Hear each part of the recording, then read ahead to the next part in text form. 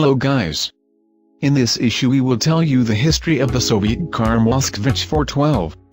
Moskvich-412 is a four-door small-class sedan, which was produced at the Moscow plant of small cars in the period from 1967 to 1997 at the Izhevsk Automobile Plant until 2001.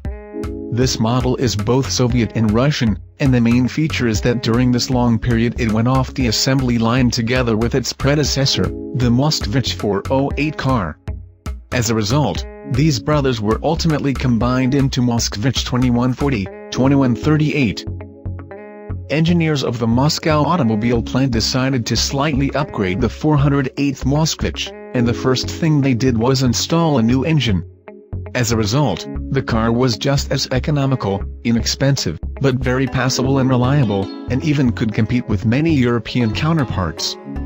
In addition, the braking system has been improved due to the installation of a hydrovacuum amplifier. The level of passive safety was able to meet all the standards of the UN European Commission. The appearance became more attractive, and all this gave the car a new name, Moskvich-412, which was also successfully exported to many other countries.